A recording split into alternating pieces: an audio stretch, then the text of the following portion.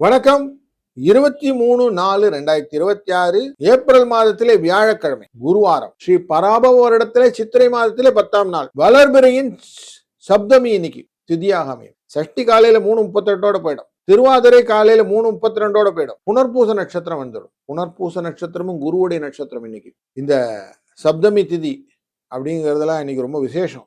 அதனால என்ன ஆகும்னா சுப முகூர்த்தமும் மட்டும் இல்லாம இன்னைக்கு ஒரு வாஸ்து நாளா அமைந்துவிடும். வாஸ்து நாள்னாக்க நம்ம என்ன பண்ணுவோம், வீடு கட்டுறது, வாசக்கால் வைக்கிறது, அதெல்லாம் இன்னைக்கு துவங்குவோம் இல்லையா? இந்த நாள் தான் காலையில் 8:54 9:30 மணி வாஸ்து செய்யக்கூடிய நல்ல நேரம். இந்த நாளை கரெக்டாக அதை பயன்படுத்தி கொள்ளணும்.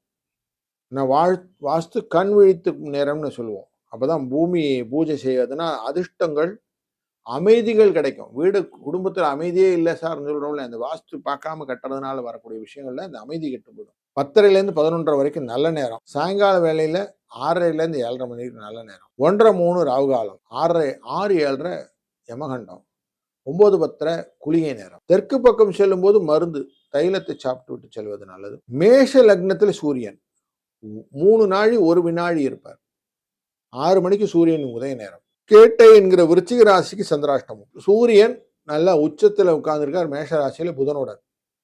சுக்கிரன் ஆட்சியில உட்கார்றார். குரு மிதுனத்துல இருக்கிறார். சிம்மத்துல கேது. சனி செவ்வாய் அமர்ந்திருக்கிறது மீன ராசி.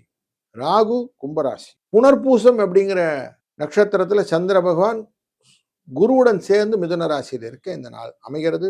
கும்பராசி நண்பர்களே, இன்றைய நாள்ல எதையோ செய்யணும்னு நினைச்சேன் சார், எதையோ செய்யணும் சார், மறந்து போச்சு சார் அப்படின்னு நிறைய வாட்டி திருப்பி சொல்லிட்டு இருக்கிற மாதிரி இருக்கும்.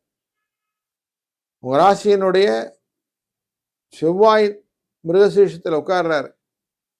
3க்குரியவர் 4ஆம் இடத்துல மைண்ட்ல வச்சுக்கோங்க. அப்படி 2ஆம் இடத்துல ஏற்கனவே செவ்வாய் இருக்கிற சனியுடன் சேர்ந்து மறக்க வச்சிருவார். வேலை நடக்காது. ராகு கற்பனையில போயிடுவார். அதனால சிக்கல் நிறைய இருக்கு. கொஞ்சம் எதை செய்யணுங்கிறது கரெக்டாக எழுதிட்டு செய்யுங்க. மிருகசீஷம் அப்படிங்கிற திருவாதிரை அப்படிங்கிற நட்சத்திரத்தில் சந்திர பகவான் உள்ள போகும்போது இந்த மறதி உண்டாகும். கொஞ்சம் பார்த்துக்கிடுங்க. இன்னைக்கு அதிர்ஷ்ட எண் 5 2. வாழ்க வளத்துடன்.